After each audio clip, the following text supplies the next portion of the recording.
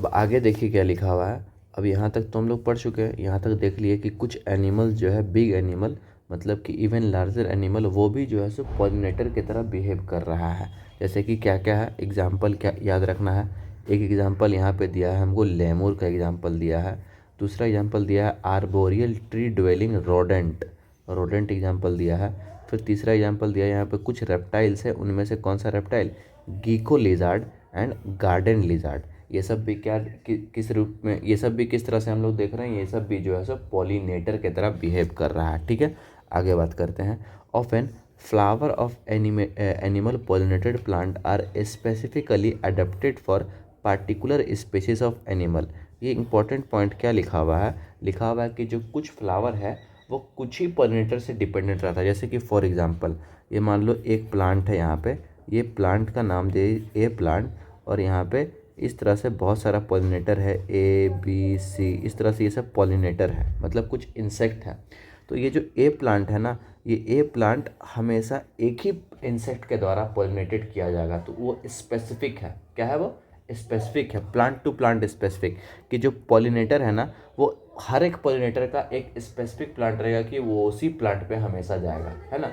तो वो उसको बोलेंगे specific. Of an flower of the animal pollinated plant are specifically adapted और particular species of the animal. वो जो प्लांट है अडेप्ट हो जाता है किसी पार्टिकुलर स्पीसीज से पॉलिनेशन कराने के लिए। ठीक है, आगे बात करते हैं। आगे देखिए क्या लिखा हुआ है।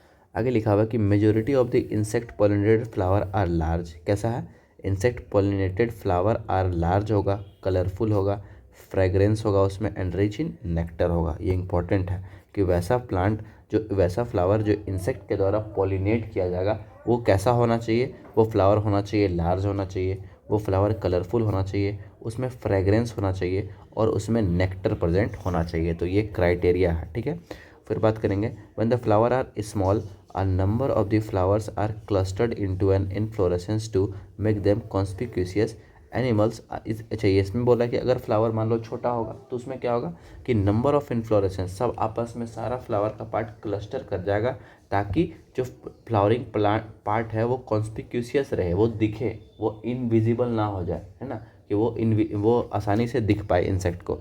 Animal are attracted to the flower by colour और फ्रेग्रेंस। और इंसेक्ट वगैरह किससे अट्रैक्ट होता है, प्लांट फूल का कलर देख करके, फूल का स्मेल से वो सब अट्रैक्ट होता है। The flower pollinated by flies, बोल रहा है कि the flower pollinated flies and beetles secrete foul odour to attract this animal. अब देखो यहाँ पे एग्जाम्पल, ये इंपॉर्टेंट है। यहाँ पे क्या बोल रहा है, the flower pollinated by flies, वैसा फ्लावर जो फ्लाइज के द्वारा पॉलिनेट किया जाएगा, जो बीटल्स के द्वारा पॉलिनेट किया जाएगा, वो सिक्रीट क्या करेगा, वो सिक्रीट करेगा फाउल ऑर्डर। किस चीज़ के लिए, इंसेक्ट को अट्रैक्ट करने के लिए, टू अट्रैक्ट दिस एनिमल। तो वैसा फ्लावर जो पॉलिनेट किया जाएगा फ्लावर के फ्लाइज के द्वारा एंड बीटल्स के द्वारा, वो क्या करेगा, वो सिक्रीट करेगा फाउल ऑर्डर, कुछ स्मेल सिक्रीट करेगा जिसके कारण वो अट्रैक्ट होगा, वो इंसेक्ट उस प्लांट के टुवर्ड्स अट्रैक्ट होगा। फिर देखो क्या लिखा हुआ है, to sustain animal visit the flower have to provide reward to the animal. अब इंसेक्ट को बार बार आना पड़ेगा पॉलिनेशन करने के लिए। फ्लावर को क्या ज़रूरत है कि बार बार आकर के पॉलिनेशन करवा दे, कोई पॉलन ग्रेन को रिलीज़ कर दे। तो उसके लिए इंसेक्ट को जो है ना कुछ रिवॉर्ड देना पड़ेगा। फ्लावर जो है इंसेक्ट को क्या करेगा, कुछ रिवॉर्ड देगा। अब वो रिवॉर्ड क्या क्या हो सकता है, वो रिवॉर्ड हो सकता है नेक्टर हो सकता है, पॉलन ग्रेन्स हो सकता है, are the usual floral rewards. Floral rewards में क्या क्या है, नेक्टर है एंड पॉलन ग्रेन्स है। ठीक है, for harvesting the reward from the flower and the animal visitor come in contact with the anther and the stigma. The body of the animal get coating of the pollen grain which are generally sticky in animal pollinated flower. देखो यहाँ क्या लिखा है कि which are generally sticky, मतलब कि वैसा flower जो इंसेक्ट के द्वारा जो एनिमल के द्वारा पॉलिनेट किया जाएगा उनका पॉलन कैसा होगा, स्टिकी होगा। कैसा होगा, स्टिकी नेचर का होगा। ठीक है, when the animal carrying pollen on its body come in contact with the stigma it bring about pollination. अब जब जैसे कि मान लो ये तो समझ रहे हो ना कि इंसेक्ट कोई प्लांट पे गया तो वो स्टिकी नेचर का पॉलन है तो उसके बॉडी पे चिपक गया, वही इंसेक्ट फिर से दोबारा किसी अदर प्लांट पे गया तो वो पॉलन वहाँ पे किसी एनी हाउ रिलीज ही हो गया, ठीक है। तो यही बात है। तो इंसेक्ट एनिमल के द्वारा जो पॉलिनेशन कराया जाएगा उसका पॉलन ग्रेन का नेचर कैसा होना चाहिए, वो स्टिकी होना चाहिए। कैसा होना चाहिए, स्टिकी होना चाहिए, ठीक है। और उसके बाद ये वाला इंपॉर्टेंट है कि वैसा प्लांट जो फ्लाइज एंड बीटल्स के द्वारा पॉलिनेट किया जाता होगा, उसका जो ऑर्डर है ना वो फ्लावर सिक्रेट करेगा फाउल ऑर्डर। कैसा ऑर्डर सिक्रेट करेगा, फाउल ऑर्डर को सिक्रेट करेगा। फिर बात करेंगे आगे, in some species floral rewards are in providing safe place. अब देखो कुछ रिवॉर्ड्स है कि providing safe place to egg laying, मतलब कि अब फ्लावर जो है ना कुछ सेफ प्लेस भी प्रोवाइड कर देता है। जैसे कि ये मान लो फ्लावर है, इस तरह से ये फ्लावर है और ये एक इंसेक्ट है। तो इंसेक्ट जो है ना, इंसेक्ट इस फ्लावर पे आता है, तो इस फ्लावर पे इंसेक्ट जो है ना ये इसको रिवार्ड जो है ये फ्लावर क्या रिवार्ड देगा, एक सेफ प्लेस प्रोवाइड कर देगा अपने फ्लावर में ही। किस चीज़ के लिए, एग ले करने के लिए। किस चीज़ के लिए, एग। अगर मान लो इस ये इंसेक्ट है, इंसेक्ट को एग ले करना हो तो ये फ्लावर के पास जाएगा और यहाँ पे फ्लावर इसको स्पेस देगा और उसी स्पेस में वो क्या करेगा, एग को ले करेगा। तो ये भी एक तरह से रिवॉर्ड ही मिला इंसेक्ट को आने का। एन एग्जाम्पल इज द, अब यहाँ से एग्जाम्पल याद रखना, an example is the tallest flower of Amorphophallus. ये एग्जाम्पल पूछा हुआ एग्जाम में, टॉलेस्ट फ्लावर का नाम लिखिए। टॉलेस्ट फ्लावर, सबसे बड़ा फ्लावर का नाम है एमॉर्फोफैलस।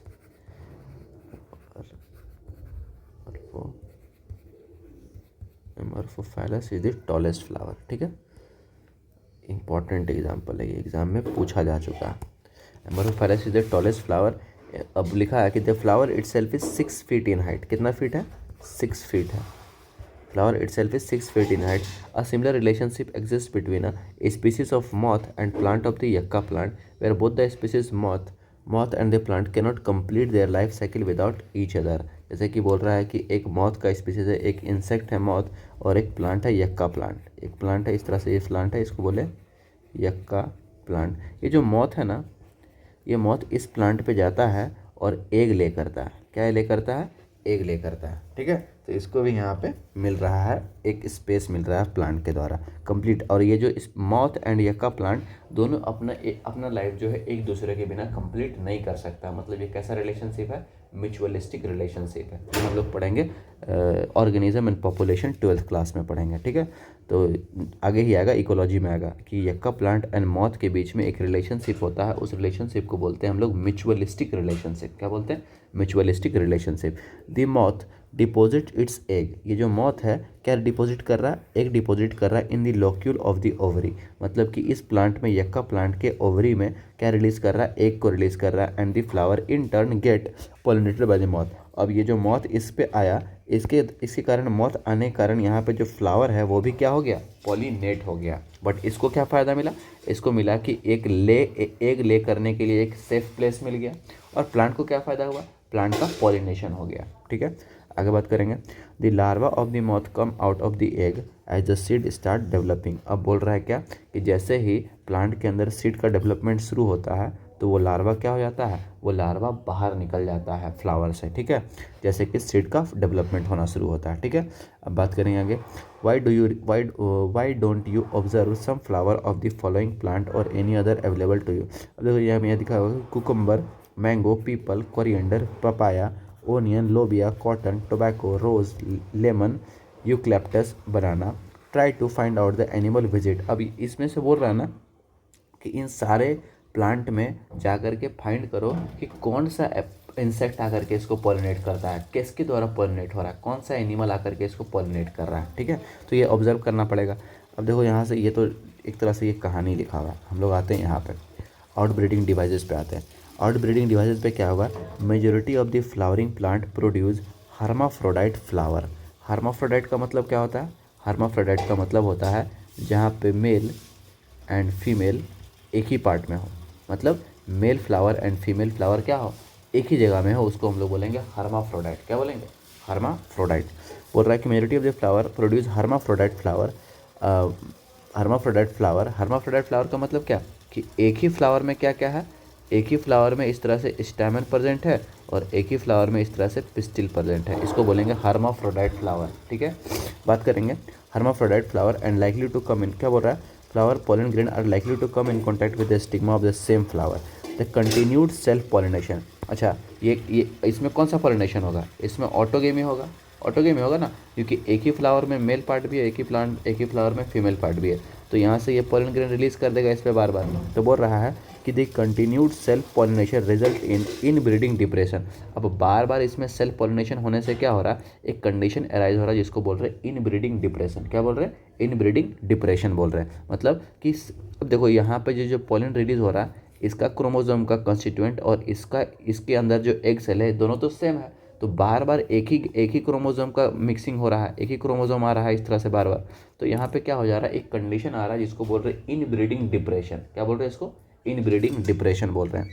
इन breeding depression flowering plant have developed many devices to discourage self pollination. Outbreeding devices क्या है?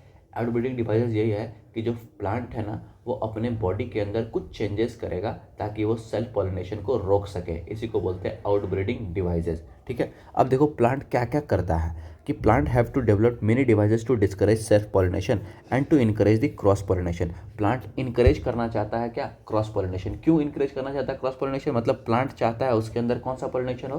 क्रॉस पॉलिनेशन, ताकि इन ब्रीडिंग डिप्रेशन ना हो। ये जो सेल्फ पॉलिनेशन होने के कारण इसमें बहुत सारा दिक्कत हो रहा है, यहाँ पे इवोल्यूशन नहीं हो पा रहा है, यहाँ पे वेरिएशन नहीं आ पा रहा है ना। तो यही सब इन ब्रीडिंग का प्रॉब्लम है कि सेम ही स्पीसीज एक ही स्पीसीज तो एक ही है, उसी के अंदर बार बार सेक्सुअल रिप्रोडक्शन हो रहा है।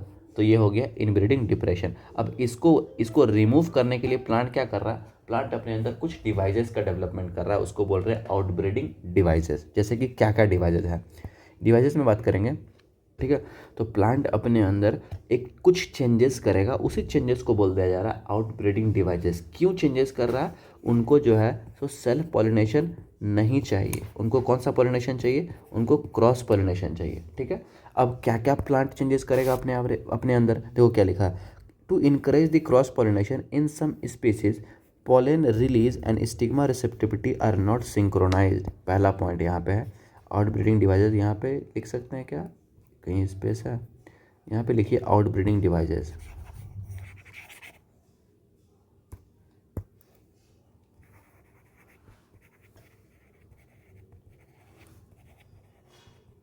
आउटब्रीडिंग डिवाइसेस, आउटब्रीडिंग डिवाइसेस में पहला पॉइंट यहाँ पे लिखा हुआ कि in some species pollen release and stigma receptivity are not synchronized।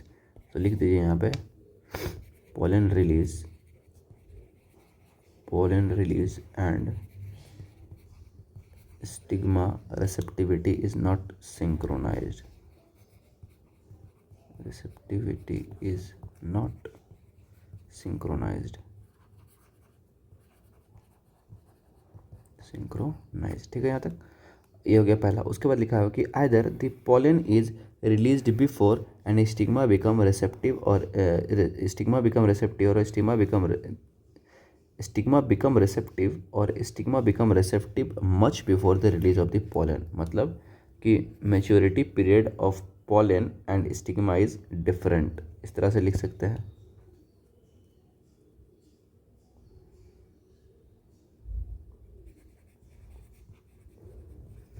maturity time of pollen and stigma is different।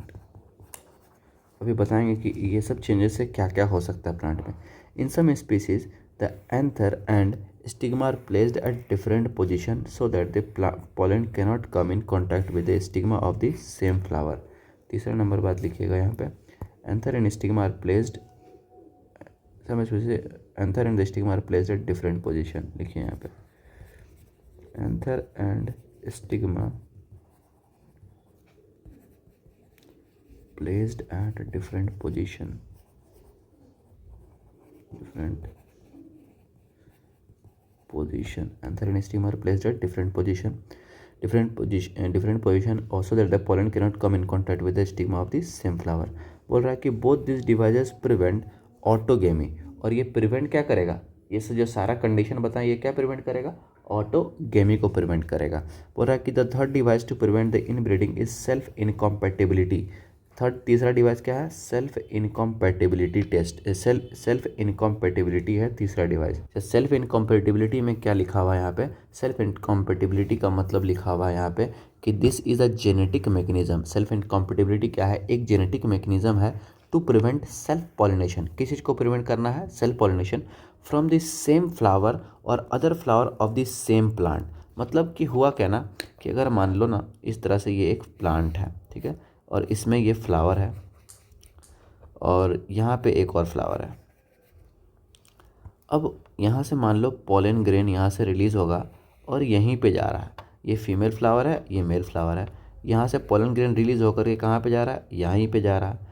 तो ये जो फ्लावर का स्टिग्मा है ना, वो इस पोलन को रिसीव नहीं करेगा, इस पोलन को रिसीव नहीं करेगा। इसी को बोल रहे हैं सेल्फ इनकॉम्पैटिबिलिटी। मतलब जब ये अगर देख लिया कि मेरे ही प्लांट का पोलन ग्रेन आ रहा है, तो उसको यहाँ पे, जैसे ये तो आ गया यहाँ पे, बट यहाँ पे पोलन ट्यूब का फॉर्मेशन होने नहीं देगा। ठीक है, तो ये एक जेनेटिक मैकेनिज्म है, पोलन पेस्टिल इंट्रैक्शन से अभी हम लोग आगे समझेंगे, यहीं पे आएगा पोलन पेस्टिल इंट्रैक्शन।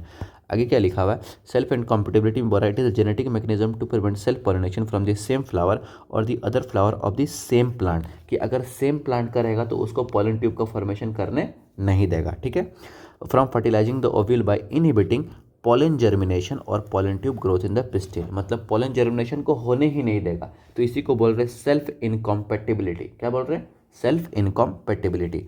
अब एक और डिवाइसेज है, another device to prevent self pollination is the production of unisexual flower. और यहाँ पे 5 नंबर में लिखिए, production of unisexual flower, production of unisexual flower, production of unisexual flower. अब एक बार देख लेते हैं आउटब्रीडिंग डिवाइसेज में हम लोग क्या क्या लिख दिए। Production of unisexual flower, if both male and female flower are present on the same plant such as castor and maize, monoecious है, it prevent autogamy but not geitonogamy. Prevent कर देता है autogamy but not gamy in several species such as papaya male and the female flower are present on a different plant, that is each plant is either male or female dioecious. This condition prevent autogamy and geitonogamy both. यहाँ पे कुछ example हमको लिखना पड़ेगा। यहाँ पे देखिए, यहाँ पे लिखा हुआ कि इन अदर डिवाइस तो देख लिया, यहाँ पे यूनिसेक्सुअल होना चाहिए। यहाँ से कहाँ गया, if both male and female flower present on the same plant such as, जैसे कि कैस्टर में एंड मेज में जो मेल एंड फीमेल फ्लावर है वो प्रेजेंट कहाँ पे है, सेम ही प्लांट में है। मतलब ये प्लांट कैसा हो गया, ये प्लांट मोनोसियस हो गया, जहाँ पे मेल एंड फीमेल फ्लावर जो है सो एक ही प्लांट में प्रेजेंट है। तो इसका एग्जांपल में लिखेंगे, एग्जांपल में लिखिएगा, एग्जांपल में लिख दीजिए मेज। यहाँ पे एग्जांपल में यहीं पे लिख सकते हैं क्या, एग्जांपल में लिख दीजिए मेज एंड कैस्टर जो है वो कैसा है, मोनोसियस प्लांट है। मेज एंड कैस्टर, CSTOR, कैस्टर कैसा है, ये एक मोनोसियस प्लांट, ये ऐसा भी लिख सकते हैं, मोनोसियस प्लांट है। मतलब मोनोसियस प्लांट का मतलब कि मेज एंड कैस्टर में male flower and female flower एक ही प्लांट में है, उसको बोल रहे हैं। तो अच्छा, एक ही प्लांट में है तो यहाँ पे ऑटोगेमी तो रुक जाएगा, बट यहाँ पे जिटनोगेमी नहीं रुक पाएगा। तो वही चीज़ यहाँ पे लिखा हुआ है, क्या लिखा हुआ है यहाँ पे, बट प्रिवेंट द ऑटोगेमी। देखो मेज and castor, it is prevent the autogamy, ये प्रिवेंट कर लेगा ऑटोगेमी को, बट नॉट जिटनोगेमी। जिटनोगेमी को प्रिवेंट नहीं कर पाएगा, किसमें, मेज एंड कैस्टर में, क्योंकि एक ही प्लांट में मेल पार्ट फ्लावर भी है और एक ही प्लांट में फीमेल फ्लावर भी है। तो क्रॉस पॉलिनेशन तो रुक, ऑटोगेमी तो रुक गया, क्योंकि ऑटोगेमी कैसे रुक गया, कैसे रुक गया ऑटोगेमी, और ऑटोगेमी कैसे रुक सकता है, यहाँ पे ऑटोगेमी रुक सकता है कि जो फ्लावर का पोजीशन चेंज कर देगा, कि दूर दूर कर देगा, मेल फ्लावर को थोड़ा दूर कर देगा, फीमेल फ्लावर को थोड़ा दूर कर देगा। इससे ऑटोगेमी तो रुक जाएगा, बट इससे जिटनोगेमी नहीं रुक पाएगा, क्योंकि एक ही ऐसा भी हो सकता है कि यहाँ से मेल फ्लावर से पोलन ग्रेन रिलीज होकर के उसी प्लांट के स्टिग्मा में जाकर के लैंड कर जाएगा। तो यहाँ पे जिटनोगेमी तो नहीं रुक पाया। तो मेज एंड कैस्टर में क्या देख रहे हैं, मेज एंड कैस्टर में देख रहे हैं कि इट इज़ मोनोसियस, मतलब एक ही प्लांट में मेल फ्लावर भी है और एक ही प्लांट में फीमेल फ्लावर भी है। आगे बात करेंगे, एक और एग्जांपल दिया हुआ, it prevent autogamy but not geitonogamy in several species such as papaya, male and the female flower are present on a different plant. तो यहाँ पे लिख दीजिए papaya different plant, that is plant is other male और female, this condition prevent autogamy and geitonogamy. तो यहाँ पे लिख दीजिएगा पपाया, पपाया जो है वो है dioecious.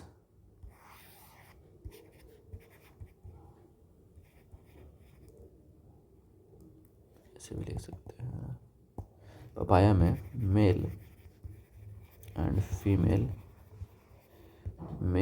Female flower on different plant. Female flower on different plant. इससे क्या होगा, इससे दोनों चीज़ रुक जाएगा, इससे ऑटोगेमी भी रुक जाएगा और इससे ज़िटनोगेमी भी रुक जाएगा। This condition prevent autogamy and geitonogamy. ये कंडीशन ऑटोगेमी को भी रोक देगा और ज़िटनोगेमी को भी रोक देगा। ठीक है, अब हम लोग आते हैं नेक्स्ट टॉपिक पे। यहाँ पे हम लोग क्या क्या सीखे एक बार देखते हैं। हम लोग पोलन पिस्टिल इंट्रैक्शन में क्या क्या सीखे हैं। आउटब्रीडिंग डिवाइसेस में एक्चुअली में हम लोग क्या क्या सीखे हैं। आउटब्रीडिंग डिवाइसेस मेनली क्या है, प्लांट अपने अंदर कुछ चेंजेस करता है, किस चीज़ को रोकने के लिए, सेल्फ पॉलिनेशन को रोकने के लिए। अब सेल्फ पॉलिनेशन क्यों रोकना पड़ रहा है, सेल्फ पॉलिनेशन इसलिए रोकना पड़ रहा है ताकि इसलिए क्योंकि एक ही प्लांट का बार बार पॉलन ग्रेन एक ही स्टिग्मा पे आ रहा है, उसी के स्टिग्मा पे, तो यहाँ पे कोई वेरिएशन परमिट नहीं हो पा रहा है, वेरिएशन नहीं आ पा रहा है, इवोल्यूशन नहीं आ पा रहा। तो यही रीज़न था कि प्लांट जो है सो सेल्फ पॉलिनेशन को रोकना चाह रहा है और क्रॉस पॉलिनेशन को क्या करना चाह रहा है, प्रमोट करना चाह रहा है। तो प्लांट अपने अंदर कुछ चेंजेस किया। क्या क्या चेंजेस किया उसको देख लेते हैं। प्लांट जो है क्या किया, पहला चेंजेस है कि pollen release and stigma, pollen release and stigma receptivity not synchronized. मतलब कि पोलन का रिलीज एंड स्टिग्मा का रिसेप्टिविटी सिंक्रोनाइज नहीं होगा। मतलब कि एक अगर जो पोलन रिलीज होगा और स्टिग्मा को रिसीव करने का दोनों का समय जो है सो अलग अलग होगा, वो सिंक्रोनाइज नहीं होगा। फिर यहाँ लिखा है कि maturity time of pollen and stigma is different, कि पोलन का मैच्योरिटी का टाइम एंड स्टिग्मा का मैच्योरिटी का टाइम क्या हो जाएगा, दोनों डिफरेंट हो जाएगा। अगर दोनों अलग अलग टाइम पे मैच्योर करेगा तो पोलन ऐसा नहीं है कि अगर इस पे जाएगा भी तो वो रिसीव नहीं कर पाएगा क्योंकि मैच्योर एंड स्टिग्मा अभी नहीं बना है। तो तीसरा कंडीशन यहाँ पे दिया, anther and stigma pledge eight different position. अब एंथर का पोजीशन एंड स्टिग्मा का पोजीशन थोड़ा सा दूर कर दो, थोड़ा दूर कर देने से क्या हो जाएगा, यहाँ पे प्रिवेंट हो जाएगा सेल्फ पॉलिनेशन। फिर लिखा है self incompatibility. Fourth number condition है सेल्फ इनकॉम्पेटिबिलिटी। सेल्फ इनकॉम्पेटिबिलिटी क्या है कि अगर एक प्लांट में दो तरह का फ्लावर है, एक मेल फ्लावर है, एक फीमेल फ्लावर है। ठीक है, अब मेल फ्लावर से पोलन ग्रेन रिलीज होकर के कहाँ पे गया, फीमेल फ्लावर पे गया।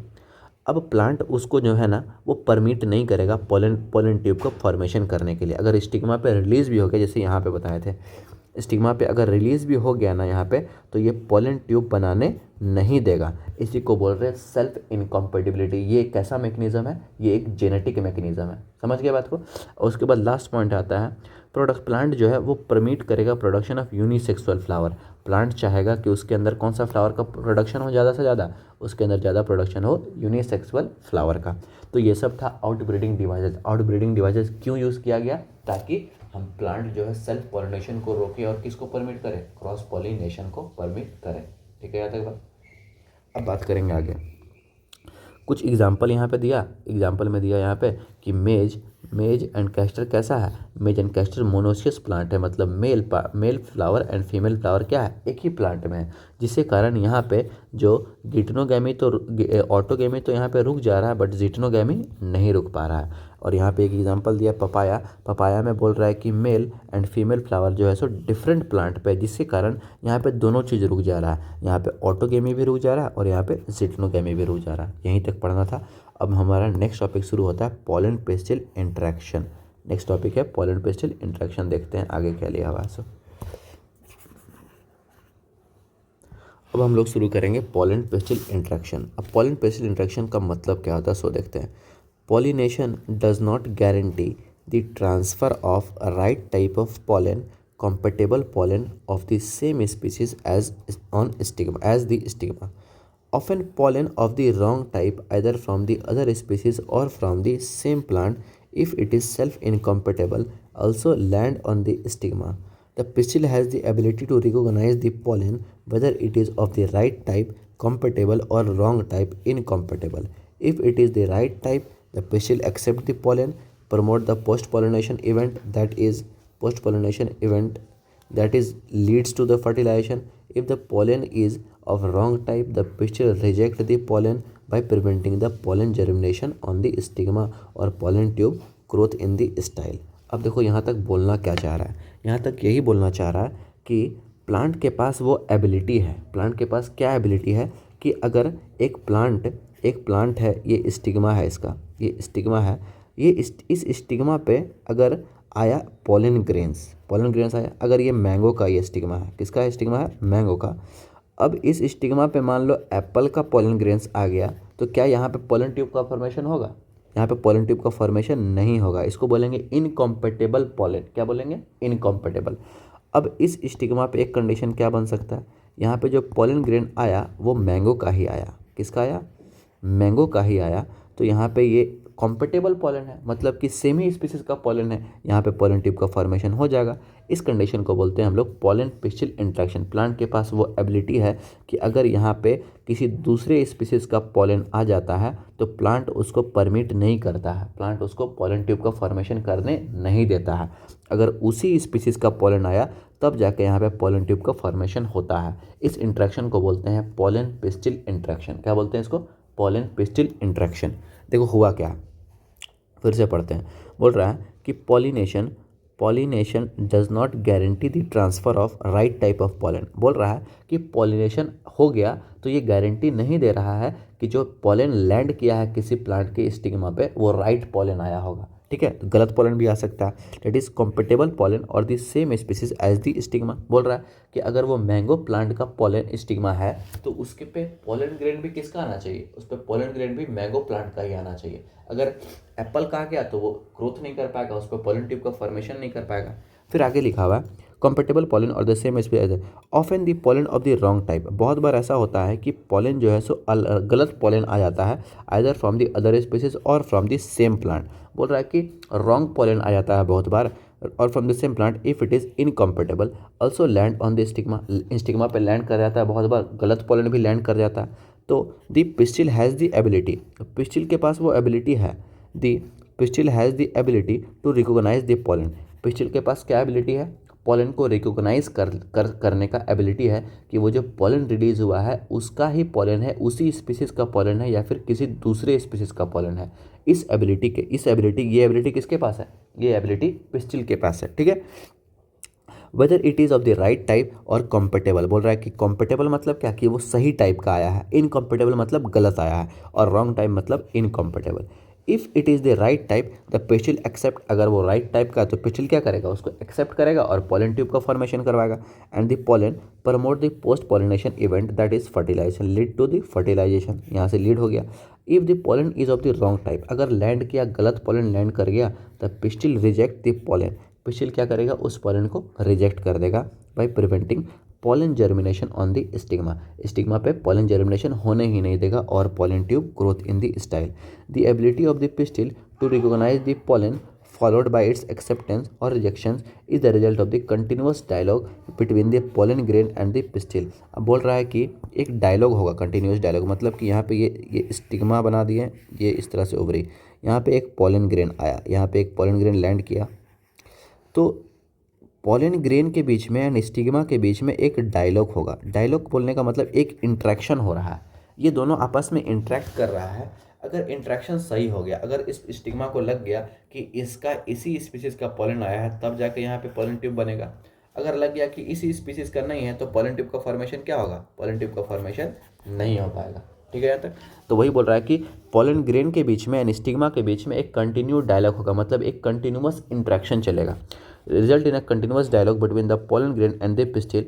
This dialogue is mediated by chemical component of the pollen interacting with those of the pistil। अब ये डायलॉग, ये इंट्रैक्शन किसके द्वारा हुआ, पोलन ग्रेन से कुछ केमिकल रिलीज होगा। अगर वो केमिकल पता कर लिया इस पिस्टिल के उसी स्पीसीज का केमिकल है तो जाके पोलन ट्यूब बनेगा, अगर नहीं है उसी स्पीसीज का तो पोलन ट्यूब का फॉर्मेशन नहीं होगा, ठीक है।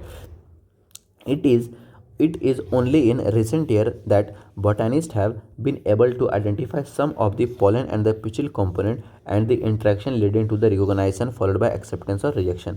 मतलब कि ये जो है ना, ये जनरली ज़्यादा बहुत बहुत कम डिटेल में पता है कि एक्चुअली में यहाँ पे कौन सा इंट्रैक्शन हो रहा है, बट एक्चुअली में मोस्टली ये यहाँ पे सब कोई बोल रहे हैं कि जो पोलन ग्रेन है ना, यहाँ पे कुछ केमिकल रिलीज करता है और पिस्टिल को आइडेंटिफाई करना रहता है कि ये सही उसी स्पीसीज का केमिकल है या फिर किसी दूसरे स्पीसीज का है। तो इसी को बोल रहे हैं हम लोग पोलन पिस्टिल इंट्रैक्शन। अगर दूसरे स्पीसीज का होगा तो पोलन ट्यूब का फॉर्मेशन नहीं होगा, अगर सेम स्पीसीज का होगा तब यहाँ पे पोलन ट्यूब का फॉर्मेशन हो जाएगा। गुड।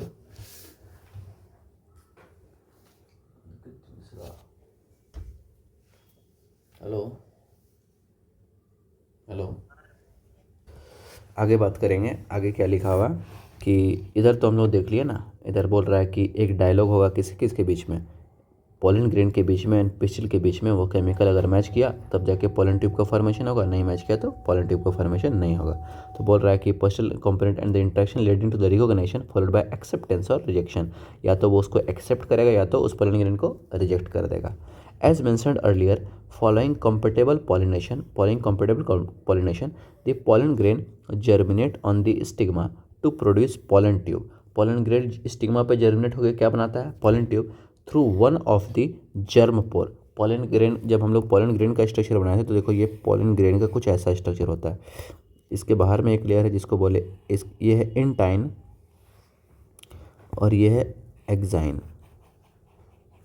और जहाँ पे इंटाइन प्रेजेंट नहीं होता है उसको बोलते हैं जर्म पोर। मान लो यहाँ पे नहीं प्रेजेंट है यहाँ पे, तो इसी पॉइंट को बोलते हैं जर्म पोर बोलते हैं। ठीक है, तो यहाँ क्या लिखा हुआ है कि as mentioned earlier following compatible pollination the pollen grain germinate on the stigma to produce pollen tube through one of the germ pore. यहीं से पोलन ट्यूब बाहर निकलेगा, यहीं से जो एक पाइप बनेगा और वो फॉर्मेशन को बोलेंगे पोलन ट्यूब। ठीक है, the content of the pollen grain move into the pollen tube. और पोलन ग्रेन के अंदर में क्या क्या बताए थे, पोलन ग्रेन के अंदर में दो तरह का सेल बताए थे। एक बताए थे आपको जेनरेटिव सेल और एक बताए थे वेजिटेटिव सेल। ये मान लीजिए ये जेनरेटिव सेल है और ये वेजिटेटिव सेल है। जेनरेटिव सेल में इस तरह से न्यूक्लियस है और वेजिटेटिव सेल में भी एक इरेगुलर न्यूक्लियस प्रेजेंट है यहाँ पे। तो ये सारा कंटेंट जब यहाँ से पोलन ट्यूब बनेगा ना, तो ये सारा कंटेंट किस में आ जाएगा, पोलन ट्यूब में आ जाएगा। ठीक है, आगे बात करते हैं। The content of the pollen grain move into the pollen tube. Pollen tube grows through the tissue of the stigma and style and reaches the ovary। यहाँ पे डायग्राम दिया हुआ है, डायग्राम बनाएंगे ना, यहाँ पे दिया हुआ है ऊपर में। हाँ यहाँ पे देखिए, इस तरह से जैसे पोलन ग्रेन आया, यहाँ पे लैंड किया, पोलन ग्रेन लैंड किया और यहाँ से देखिए, यहाँ से पोलन ट्यूब का फॉर्मेशन हो रहा है। ये ट्यूब जाएगा यहाँ पे ओव्यूल के पास, और ओव्यूल में जो सिनर्गिड्स हैं वहाँ पे जा कर के दोनों मेल गैमेट को क्या करेगा, रिलीज़ कर देगा। इसमें से एक मेल गैमेट फ्यूज़ करेगा एग सेल से और एक मेल गैमेट फ्यूज़ करेगा पोलर न्यूक्लियाई से फ्यूज़ करेगा। अभी हम लोग वो सब देखेंगे फर्टिलाइजेशन में। ठीक है, आगे क्या लिखा हुआ, reaches the ovary. You would recall that in the same plant pollen grain are shed at the two cell condition, a vegetative cell and a generative cell. बताए थे कि 60% एंजियोस्पर्म में कितने सेल पे स्टेज पे सीक्रेट रिलीज हो जाता है pollen grain, two celled stage पे। टू सेल्ड स्टेज कैसे, जैसे कि एक हो गया एक्साइन, इस तरह से ये तो एक्साइन, ये मान लो पोलन ग्रेन बनाए, ये इंटाइन और इसके अंदर दो सेल, एक जेनरेटिव सेल इसका न्यूक्लियस और एक वेजिटेटिव सेल का न्यूक्लियस। तो इसको बोलते हैं टू सेल्ड कंडीशन। कितना कंडीशन, टू सेल्ड कंडीशन। और 60% एंजियोस्पर्म में जो पोलन ग्रेन रिलीज होता है यही कंडीशन में रिलीज होता है। ठीक है, तो यही लिखा हुआ है कि you would recall that the some plant the pollen grain are shed at two celled condition, a vegetative cell and a generative cell. In such plant the generative cell divide and form the two male gamete। ये जो generative cell है ना, इसका nucleus divide करके क्या बनाएगा, दो male gamete का फॉर्मेशन करेगा during the growth of the pollen tube. जब ये पोलन ट्यूब अंदर जा रहा होगा, मान लो ये जो पोलन ट्यूब अंदर बन रहा है, इसी दौरान जेनरेटिव सेल का न्यूक्लियस जो है वो दो मेल गैमेट में कन्वर्ट हो जाएगा। ठीक है, अब बात करते हैं आगे। जेनेटिक सेल का growth during the pollen tube in the stigma in plant which set the pollen in the three celled stage. अगर अब एक कंडीशन बताया था कि कुछ प्लांट में जो पोलन ट्यूब का फॉर्मेशन हो रहा है वो 3 सेल्ड स्टेज में हो रहा है। अब 3 सेल्ड स्टेज में होगा तो उसमें क्या होगा, जैसे कि मान लेते हैं यहाँ पे ये जेनरेटिव सेल है, ये जेनरेटिव सेल में यहाँ पे इस तरह से 3 सेल्ड स्टेज बोले इसको हम लोग क्या बोले, 3 सेल्ड स्टेज। तो यहाँ पे दो मेल गैमेट पहले से डिवाइड हो चुका है। ठीक है, तो बोल रहा है कि in plant which set pollen in the 3 sailed condition pollen tube carry 2 male gamete, और उस पॉलन ट्यूब में क्या प्रेजेंट रहेगा, 2 मेल गैमेट प्रेजेंट रहेगा, 2 male gamete from the beginning से ही 2 मेल गैमेट रहेगा। Pollen tube after reaching the ovary enter the ovule, जैसे कि ओवरी पे जैसे कि पॉलन ट्यूब ओवरी पे जब आ चुका है, कहाँ पे जाता है पॉलन ट्यूब, ओव्यूल के पास जाता है, और ओव्यूल में सिनर्गिड में जाकर के अपना दोनों मेल गैमेट को रिलीज कर देता है। Pollen tube after reaching the ovary enter the ovule through the micropylar, कहाँ से इंटर कर रहा है, micropylar, and then enter one of this synergid, 2 synergid में से एक सिनर्गिड पे एंटर करेगा थ्रू द फिलीफॉर्म अपैरेटस। वहाँ पे ऊपर हम लोग देखे थे पहले कि फिलीफॉर्म अपैरेटस क्या करता है, गाइड करता है पॉलन ट्यूब को। फिलीफॉर्म अपैरेटस क्या करता है, गाइड कर रहा है पॉलन ट्यूब को। Many recent studies have shown that the filiform apparatus present at the micropylar part of the synergid guide the entry of the pollen tube। यहाँ पे फिर से लिख दिया कि filiform apparatus present at the micropylar part of the synergid guide the entry of the pollen tube। pollen tube की entry को क्या कर रहा है, गाइड कर रहा है filiform apparatus। फिर बोल रहा है all these event from pollen deposition on the stigma until pollen tube enter into the ovule are together referred to as pollen pistil interaction। और ये पूरा प्रोसेस को हम लोग बोल रहे हैं pollen pistil interaction। कहाँ से कहाँ तक, pollen grain रिलीज हुआ स्टिग्मा पे, pollen tube फॉर्म हुआ, pollen tube फॉर्म होने के बाद ये ओव्यूल के पास चला गया, 2 मेल गैमेट सिनर्गिड पर रिलीज कर दिया। इस पूरे प्रोसेस को हम लोग बोल दिए pollen pistil interaction। क्या बोल दिए, pollen pistil interaction। All the event from the pollen deposition on the stigma until the pollen tube enter into the ovule are together referred to as pollen pistil interaction। इनको हम लोग collectively क्या बोले, इनको बोले pollen pistil interaction। बात करेंगे क्या लिखा हुआ है, as pointed out earlier pollen pistil interaction is a dynamic process। बोल रहा है कि pollen pistil interaction is a dynamic process involving pollen recognition followed by promotion और inhibition of the pollen। पहले भी हम लोग देख चुके हैं कि pollen जब रिलीज होता है एक स्टिग्मा पे, pollen जब एक स्टिग्मा पे रिलीज होता है तो ऐसा नहीं है कि ये स्टिग्मा पे अगर रिलीज हो गया तो pollen ट्यूब बना ही लेगा, अगर सही pollen आएगा तभी बनेगा, सही pollen नहीं आएगा तो नहीं बनेगा। तो वही लिखा हुआ है यहाँ पे कि as pointed out earlier the pistil As pointed out earlier, the pollen pistil interaction is a dynamic process involving the pollen recognition followed by promotion or inhibition of the pollen। अब देखते हैं आगे क्या लिखा हुआ। आगे लिखा हुआ the knowledge gained in this area would help the plant breeder in manipulation the pollen pistil interaction even in the incompatible pollination so to get desired hybrid। अब हम जैसे कि हम लोग हाइब्रिड प्लांट भी बनाते हैं ना, तो हाइब्रिड प्लांट में क्या किया जाता है, हाइब्रिड प्लांट में कुछ चेंजेस कर दिया जाता है, पोलन पिस्टिल इंटरेक्शन को ऑब्जर्व कर लिया और उसी में कुछ चेंजेस कर दिया, कुछ नया पोलन का फॉर्मेशन करा दिया, कुछ नया पोलन को लैंड करा के कंपेटेबल नेचर का पोलन को रिलीज करा दिया। ठीक है, तो अब उसी से हम लोग का हाइब्रिड बन जाता है, अलग अलग पोलन को मिक्स वगैरह करके हाइब्रिड प्लांट बना देते हैं। वो आगे आएगा जब हम लोग पढ़ेंगे प्लांट ब्रीडिंग। नेक्स्ट आते हैं, नेक्स्ट क्या बात है, you can easily study pollen germination by dusting some of the pollen from the flower such as pea, chickpea, crotalaria, balsam, vinca on a glass slide. यहाँ पे क्या एग्जाम्पल लिखा है, यहाँ पे कुछ एग्जाम्पल यहाँ पे लिख दिया कि हम लोग पोलन ट्यूब का जो फॉर्मेशन है आसानी से देख सकते हैं। कि अब क्या करना है, बोल रहा है you can easily study the pollen germination on a dusting by dusting some pollen from the flowers such as pea, chickpea, crotalaria, balsam and vinca on a glass slide containing a drop of sugar solution। और उसमें कौन सा solution रख दें हम लोग, उसमें sugar solution रख दें about 10%। After 15 to 30 minutes observe the slide under the low power lens or the microscope, you will likely to see pollen tube coming out of the pollen grain। और जैसे कि क्या बोला कि जैसे मान लो, ये वैसे आएगा नहीं एग्जाम में बट देख लेते हैं, ये मान लो एक स्लाइड लिए, इसमें हम शुगर सॉल्यूशन मिला दिए और इसमें हम कुछ पोलन रिलीज, यहाँ पे पोलन रख दिए, तो 30 मिनट के बाद हमको क्या दिखेगा कि इस पोलन से एक पोलन ट्यूब का फॉर्मेशन होते हुए हमको दिखेगा। तो वही बोल रहा है कि you can easily pollen germination by dusting the some pollen flower such as chickpea, crotalaria, balsam, vinca. इनका जब पोलन को आप रिलीज करिएगा शुगर सॉल्यूशन में, कितना 10%। After 15 to 30 minute observe the slide under the low power microscope you will likely to see pollen tube coming out of the pollen grain। हमको क्या दिखेगा कि pollen grain से क्या बाहर निकलता है, pollen grain से बाहर निकल रहा होगा pollen tube। ठीक है, अब आते हैं नेक्स्ट हमारा, a breeder is interested in crossing different species and often genera to combine desirable character to produce commercially superior varieties. अब आजकल तो वही ज़माना चल रहा है कि सुपीरियर वैरायटी चाहिए, कोई भी प्लांट है उसका हमको सबसे हाईएस्ट टॉप क्लास का चाहिए। मैंगो जो भी खाते हैं तो मैंगो में भी बहुत सारा हाइब्रिड वैरायटी आता है, तो वही चीज़ है। अब देखो क्या लिख रहा है, to produce commercially superior varieties. अब बोल रहा है कि artificial hybridization is one of the major approach of crop improvement program. और आर्टिफिशियल हाइब्रिडाइजेशन यहाँ पे सबसे ज़्यादा मेन रोल निभा रहा है कि आर्टिफिशियली उसको हाइब्रिडाइज कर रहे हैं।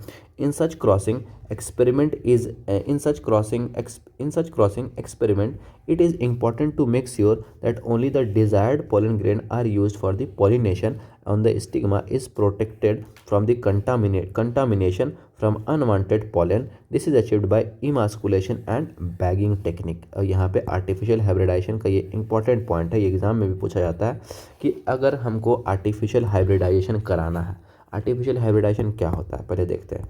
जैसे मान लो ये एक प्लांट है, इस प्लांट में ये फ्लावर है। अब इस फ्लावर में यहाँ पे इस तरह से स्टिग्मा है, ठीक है।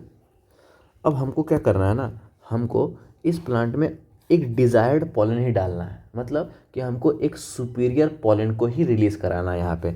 तो हम लोग क्या करेंगे, इस एंथर को जो है ना इस तरह से घेर देंगे। क्या कर देंगे इसको हम लोग घेर देंगे। इसको हम लोग बोलते हैं बैगिंग। क्या बोलते हैं इसको? बैगिंग। ताकि बाहर से कोई दूसरा पॉलन इसके स्टिग्मा पे रिलीज ना कर जाए, ताकि बाहर से कोई दूसरा पॉलन रिलीज ना कर जाए। तो इससे पॉलन रिलीज इससे तो बच गया ना। तो अब हम क्या करेंगे, हम लोग अपना खुद का, हम अपना चुना हुआ पॉलन इसमें रिलीज़ कराएंगे ताकि मेरा डिज़ायर्ड सुपीरियर क्वालिटी का प्रोडक्ट बने। तो इसके लिए क्या किया, बैगिंग कर दिया। एक और टेक्निक है यहाँ पे इमास्कुलेशन। इमास्कुलेशन टेक्निक में क्या बोलता है, इमास्कुलेशन में देखिए क्या लिखा हुआ, for hybridization protected contamination from unwanted pollen, this is achieved by emasculation and bagging. Emasculation का मतलब होता है removing of the anther, anther को रिमूव कर दिया जाता है, तो वो हो गया इमास्कुलेशन।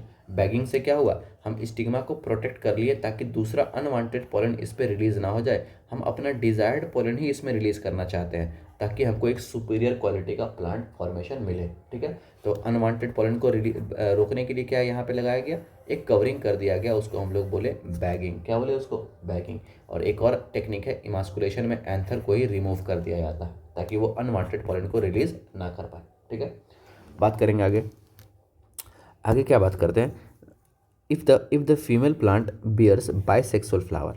अब एक फीमेल प्लांट में बाइसेक्सुअल फ्लावर है, मतलब कि मेल, बाइसेक्सुअल फ्लावर का मतलब क्या होता है कि मेल भी है और उसमें फीमेल भी है। Bisexual flower, removal of the anther from the flower bud before the anther dehisces using a pair of forceps necessary, this step is referred to as emasculation. क्या बोल रहे हैं उसको, इमास्कुलेशन।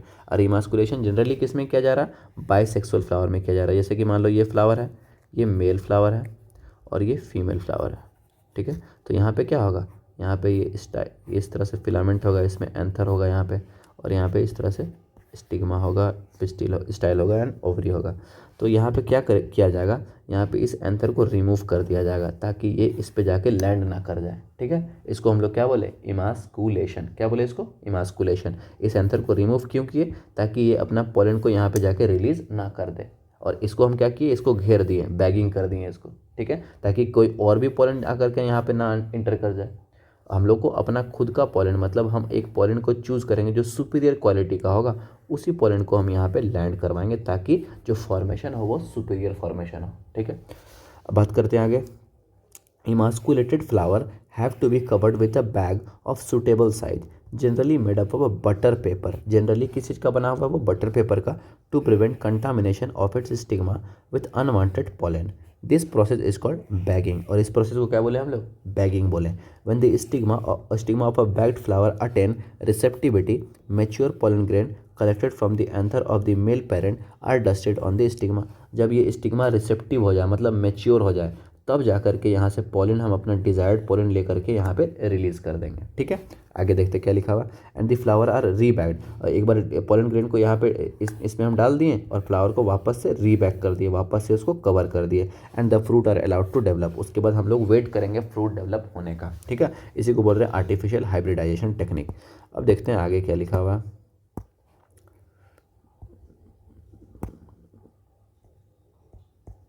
चलिए, if female parent produce unisexual flower, ये condition हम लोग किसके बारे में देखे थे, बाइसेक्सुअल फ्लावर के बारे में देखे। अब बोल रहा है कि if female parent produce unisexual flower, मतलब प्रोड्यूस कर रहा है यूनिसेक्सुअल फ्लावर के बारे में बात करेंगे। अब यहाँ पे क्या लिखा हुआ कि if the female parent produce कर रहा है यूनिसेक्सुअल फ्लावर, यूनिसेक्सुअल फ्लावर का मतलब क्या कि उसमें सिर्फ या तो मेल होगा या तो फीमेल होगा, there is no need of emasculation, वहाँ पे इमास्कुलेशन का कोई ज़रूरत नहीं है क्योंकि वो फ्लावर कैसा है, यूनिसेक्सुअल फ्लावर है। The female flower bud are bagged, female flower उसको बर्ड को हमको क्या करना पड़ेगा, सिर्फ बैगिंग करना पड़ेगा before flower open, flower open होने से पहले उसको हमको घेर देना पड़ेगा। उसके बाद क्या करना पड़ेगा, when the stigma become receptive, जब वहाँ पे वो फ्लावर मैच्योर हो जाएगा, स्टिग्मा रिसेप्टिव हो जाएगा, पोलन ग्रेन को रिसीव करने लायक हो जाएगा, तो हम वहाँ पे क्या करेंगे, pollination is carried out using desired pollen and the flower को हम वापस से क्या करेंगे, रीबैक कर देंगे। तो ये कंडीशन है यूनिसेक्सुअल का फ्लावर का, और ऊपर वाला कंडीशन था बाइसेक्सुअल फ्लावर का। ठीक है, यहाँ तक बात करेंगे नया टॉपिक आता है दैट इज़ डबल फर्टिलाइजेशन। अब डबल फर्टिलाइजेशन देखिए, यहाँ से हम लोग थोड़ा सा डायग्राम एक बार देख लेते हैं। देखिए यहाँ पे हुआ क्या है, इसको मिटाते हैं, अच्छे से एक बार समझ लेते हैं। यहाँ पे एक्चुअली में हुआ क्या है, यहाँ पे जो है, यहाँ पे देखो, यहाँ पे ये जो पोलन ग्रेन रिलीज़ हुआ है ना, ये पोलन ट्यूब का फॉर्मेशन किया, और इस पोलन ट्यूब में क्या है, इस पोलन ट्यूब में जो पोलन ग्रेन का कंटेंट है ये दोनों प्रेजेंट है। यहाँ पे जनरेटिव सेल का न्यूक्लियस प्रेजेंट है और वेजिटेटिव सेल का न्यूक्लियस भी प्रेजेंट है। यहाँ पे ये धीरे धीरे इस तरह से पोलन ट्यूब का फॉर्मेशन करते गया। पोलन ट्यूब का फॉर्मेशन करते करते करते ये पहुँच चुका है यहाँ पे। पोलन ट्यूब का फॉर्मेशन करते करते ये यहाँ पे आ चुका है। यहाँ पे जो है ना, ये दोनों यहाँ पे जब आने के दौरान जो जनरेटिव सेल का न्यूक्लियस था वो 2 मेल गैमेट में बढ़ चुका है, और 2 मेल गैमेट में से यहाँ से आते आते यहाँ पे 2 मेल गैमेट में दोनों जो मेल गैमेट है वो रिलीज कहाँ पे हो जाता है, एक सिनर्गिड पे। 2 सिनर्गिड होता है जिसमें से एक सिनर्गिड पे 2 मेल गैमेट रिलीज हो गया, और दो मेल गैमेट रिलीज होने के बाद एक जो मेल गैमेट है वो फ्यूज़ करता है एग सेल से। एक मेल गैमेट किससे फ्यूज़ किया, एक सेल से, और एक मेल गैमेट फ्यूज़ किया पोलर न्यूक्लियाई से। इससे 2 बार फ्यूजन हुआ ना, 2 बार फर्टिलाइजेशन हुआ, एक बार एक सेल से हुआ, एक बार पोलर न्यूक्लियाई से हुआ, इसीलिए इसको बोलते हैं डबल फर्टिलाइजेशन। क्या बताएं, यहाँ पे पोलन ग्रेन आया, पोलन ट्यूब का फॉर्मेशन हुआ, पोलन ट्यूब का फॉर्मेशन होते पोलन ट्यूब ग्रो करते करते कहाँ पे पहुँच गया, ओव्यूल पे पहुँच गया, और ओव्यूल पे अपना दोनों मेल गैमेट कहाँ पे रिलीज़ कर दिया, सिनर्गिड पे रिलीज़ कर दिया। वन ऑफ द सिनर्गिड, मतलब दोनों पे नहीं, किसी एक सिनर्गिड पे रिलीज़ किया, और रिलीज़ करने के बाद एक मेल गैमेट कहाँ पे फ्यूज़ किया, एक सेल पे फ्यूज़ किया, और एक मेल गैमेट फ्यूज़ किया पोलर न्यूक्लियाई पे। तो फर्टिलाइजेशन यहाँ पे 2 बार फ्यूज़न हो रहा है, तो दैट इज, इसी को हम लोग बोल रहे हैं डबल फर्टिलाइजेशन। क्या बोल रहे हैं इसको, डबल फर्टिलाइजेशन। आगे बात करते हैं। यहाँ पे देखो यहाँ पे दिखा हुआ है, अच्छा से बनाया हुआ डायग्राम। देखो यहाँ पे ये पोलर न्यूक्लियाई है, ये मेल गैमेट है, एक मेल गैमेट यहाँ, एक मेल गैमेट यहाँ है, ये प्लाज्मा मेम्ब्रेनस सेंट्रल है, एक सेल है, ये फिलीफॉर्म। यहाँ पे देखो वेजिटेटिव सेल का न्यूक्लियस यहाँ पे आ रहा है, और यहाँ पे मेल गैमेट, 2 मेल गैमेट है, जो दोनों रिलीज़ कहाँ पे हुआ, सिनर्गिड में रिलीज़ हुआ। फिलीफॉर्म अपैरेटस इसको गाइड कर रहा है, एक जाकर के चला जाएगा तुम्हारे एक सेल के पास, और एक चला जाएगा पोलर न्यूक्लियाई के पास चला जाएगा। ठीक है, अब वही चीज़ हम लोग अभी पढ़ेंगे डबल फर्टिलाइजेशन में। देखते हैं डबल फर्टिलाइजेशन में, ज़्यादा बड़ा नहीं है। ठीक है, चलिए डबल फर्टिलाइजेशन करते हैं। अब डबल फर्टिलाइजेशन पे आ जाते हैं, थोड़ा सा रिफ्रेश कर लेते हैं 1 मिनट। चलिए शुरू करते हैं डबल फर्टिलाइजेशन। बोल रहा है after entering one of this synergid, मतलब एक बार हम लोग देखो यहाँ पे फिर से आराम से बात करेंगे, ये समझने वाला टॉपिक है। ठीक है, यहाँ पे ये ओवरी है, अब यहाँ पे रिलीज़ हुआ पोलन ग्रेन।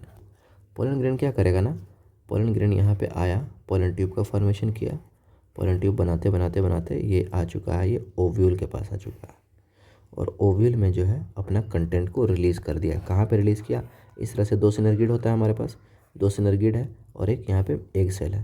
तो ये एक थोड़ा डायग्राम गलत हो गया, यहाँ पे इस तरह से आया और यहाँ पे रिलीज़ कर दिया। मान लो ये सिनर्गिड पे रिलीज़ कर दिया दोनों मेल गैमेट, 1-2 मेल गैमेट, और दोनों मेल गैमेट में से एक मेल गैमेट आ गया एक सेल के पास, और एक मेल गैमेट कहाँ पे चला जाता है, पोलर न्यूक्लियाई के पास चला जाता है। तो एक बार फर्टिलाइजेशन यहाँ पे हुआ, एक बार फर्टिलाइजेशन यहाँ पे हुआ, इसी चीज़ को हम लोग क्या बोले, डबल फर्टिलाइजेशन।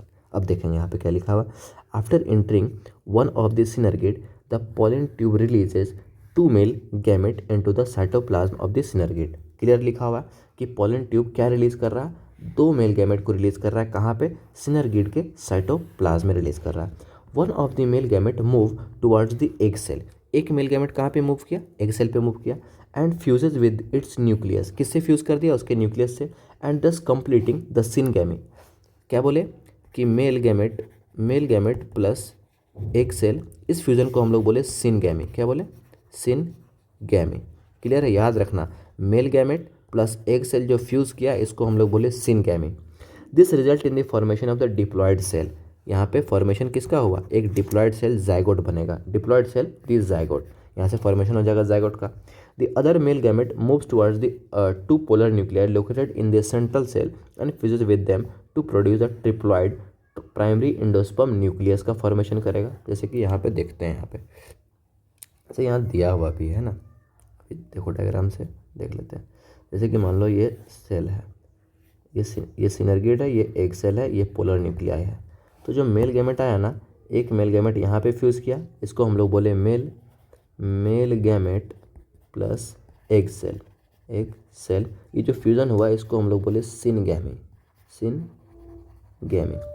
फिर एक जो मेल गैमेट और बचा हुआ है वो मेल गैमेट फ्यूज़ करेगा किससे? वो मेल गैमेट, जैसे कि मेल गैमेट प्लस दो पोलर न्यूक्लियाई है ना, एक और दो, टू पोलर न्यूक्लियाई, और इस फ्यूज़न को हम लोग बोले ट्रिपल फ्यूज़न। क्यों बोले ट्रिपल फ्यूज़न? कि एक मेल गैमेट तो यहाँ पे और दो न्यूक्लियस यहाँ पे, तीनों आपस में क्या किया? फ्यूज़ किया, तो इसको बोले ट्रिपल फ्यूज़न बोले। ठीक है यहाँ तक बात? अब देखो हुआ क्या, जब ट्रिपल फ्यूज़न होता है ना तो फॉर्मेशन होता है प्राइमरी एंडोस्पर्म सेल का, और प्राइमरी एंडोस्पर्म सेल का जो न्यूक्लियस होता है उसको बोलते हैं प्राइमरी एंडोस्पर्म न्यूक्लियस। क्या बोले? जब ये तीनों न्यूक्लियस फ्यूज़ करेगा क्या बनाएगा? PEN, primary endosperm nucleus. और सेंट्रल सेल किस में कन्वर्ट हो गया? सेंट्रल सेल में कन्वर्ट हो गया प्राइमरी एंडोस्पर्म सेल में। ठीक है, देखते हैं आगे बात करेंगे। देखो क्या लिखा हुआ है कि the male gamete move towards the two polar nuclei located in the central and fuse with them to produce triploid primary endosperm nucleus का फॉर्मेशन कर देगा। क्यों बोले प्राइमरी एंडोस्पर्म न्यूक्लियस? ट्रिप्लॉयड यहाँ लिखा है, ट्रिप्लॉयड का मतलब तीन न्यूक्लियस यहाँ पे फ्यूज़ किया है, PEN बोल रहे हैं। As this involved the fusion of the three haploid nuclei, it is termed as triple fusion.